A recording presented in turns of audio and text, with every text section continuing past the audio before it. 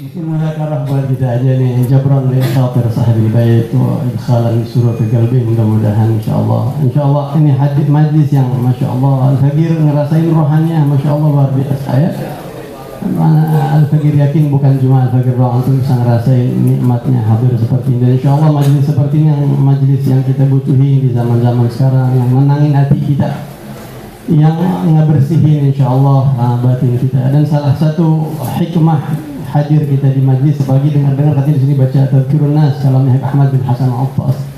Habib Ahmad bin Hasan Al-Attas pernah di Tadhkirun Nas beliau mengatakan bahwasanya alladzi man ittasa'a ilmuhu ittasa'a mashhaduh. Orang kalau semakin luas ilmunya, artinya kalau kita suka hadir majlis, kita dapat tambahan ilmu, dapat ilmu terus, itu salah satu faedahnya adalah orang yang suka mengkaji ilmu, istiqomah duduk di majelis ta'lim seperti ini. Orang kalau luas wawasannya, ilmunya, beliau mengatakan akan luas masyhadnya. Masyhad itu cara pandang. Kalau anak sekarang bilang mindset, mungkin mindsetnya lebih luas. Bahkan orang semakin luas ilmunya itu jangkauan berpikirnya jauh di atas orang rata-rata. Sebagai contoh, Imam Al-Hasan Al-Basri radhiyallahu anhu pernah satu kali beliau duduk di majelis bersama murid-muridnya dan ditaruhin air putih di depan beliau. Itu air putih dilihatin namanya Hasan Basri, lama-lama pingsan beliau. Ngeliatin air putih doang pingsan. Pas bangun ditanya sama murid-muridnya, kalau bahasa kita ini guru kenapa? Sakit atau kenapa begitu ya, tanya. Kata beliau, ketika saya melihat air putih, zakartu qaulahu ta'ala.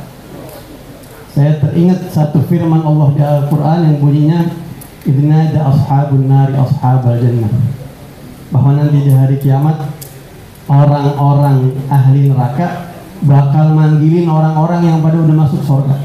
An afidu alaina minal ma'. Yang dicari-cari itu saking udah payahnya di neraka kayak pantau siksaan, itu orang neraka sampai kagak minta macem-macem. Kalau boleh air aja kasih sini air, cuma minta air doang udah, nggak minta yang lain-lain. Udah putus asa buat diringanin siksa, minta air doang. Kata Imam Hasan Al-Basri, ini air sekarang kita minum segini enaknya santai, nanti di neraka diharap-harap nih air kayak begini, sampai beliau pingsan. Cuma ngeliat air doang. Kata masyhad, bagaimana kita sering dengar al-madad ala gadrib masyhad, sehingga orang-orang soleh itu punya cahaya batin yang sangat luar biasa. Begitu juga menyikapi keadaan zaman, mungkin menyikapi berbagai macam fenomena yang ada di sekitar kita. Orang-orang yang punya ilmu tinggi itu lebih rileks katanya, lebih santai. Al-Imam Muhammad Mutawalli Asy'arawi, seorang pakar tafsir di Mesir, Al-Husaini dan minal akhirin min Habib Abdul Qadir bin Ahmad Segaf. Syekh Mutawalli Asy'arawi pernah di Mesir itu dulu dituduh, difitnah dengan fitnah yang luar biasa. Ada satu orang yang muhib sama beliau mengatakan, ya Syekh, antum kok diem aja nggak bela diri? Antum nih difitnah macam-macam, dikatain ini itu, antum kok diem aja? Beliau mengatakan, anda cukup konsentrasi, kuatin iman anda sama Allah, takwa sama Allah. Allah berfirman di Al-Quran, innallaha yudafi'u 'anil ladzina amanu. Allah janji bakal belain orang-orang beriman. Jadi diem aja. Kalau kita mukmin rapi, Allah bakal turun tangan. Dan itu sudah dicontohkan di masa Rasulullah SAW. Mungkin kata ulama, kalau kita mau lihat masa Nabi Muhammad itu masa tak masa. Allah sumpah dengan umurnya Rasulullah, dan gak ada masa sebaik masanya Rasulullah, sehingga kita ngaca sama zaman Nabi Muhammad. Kalau ada apa-apaan kita ngaca sama zaman Nabi Muhammad. Di masa Rasulullah juga pernah terjadi, ketika terjadi di masa Rasulullah isu negatif yang kagak enak yang menerpa keluarga Nabi Muhammad.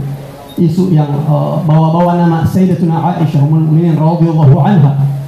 Ketika isu itu menerpa habis-habisan, viral segila-gilanya di kota Madinah. Semua orang ngomongin Sayyidah Aisyah yang kagak-kagak kalau bahasa kitanya.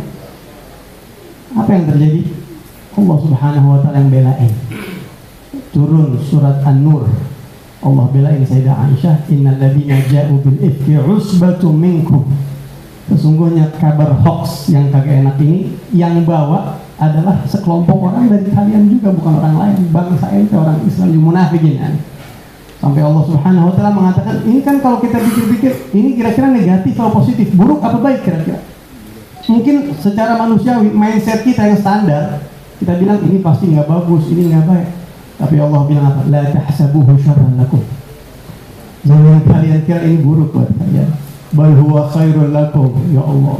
Kita ini manusia yang lemah. Ketika ada sesuatu kita mikir jelek. Kata Allah, isu yang benar-benar bikin Nabi sampai kepikiran aja. Umat muslim yang segitu ramainya, kata Allah, la tahsabuhu syarran lakum. Jangan kalian kira ini buruk. Ini baik. Ada hikmah rahasia Allah yang kita kagak ngerti di balik itu semua. Walaupun pelakunya antum walladzi tawalla kibrahu, tapi orang yang goreng-goreng isu itu, kata Nabi Muhammad SAW, lahu adzabun adzim. Nah, ini salah satu pentingnya ilmu supaya kita hidup di berbagai macam zaman, di keadaan apapun, semuanya dihadapi dengan santai-santai saja. Dan itu janji Nabi Muhammad, bahwa orang yang duduk di majelis ilmu mengkaji ilmu-ilmu yang ada di dalam Al-Quran, nazalat alaihimus sakinah. Allah turunin ketenangan kepada orang-orang yang duduk di majelis ilmu. Mudah-mudahan kita mendapatkan ketenangan. Amin. Rabbil alamin wal afwikum ala su'il adab wa takfir wa maqamtu illa iltimasan lil madar wa imtithal al-amr. Assalamualaikum warahmatullahi wabarakatuh.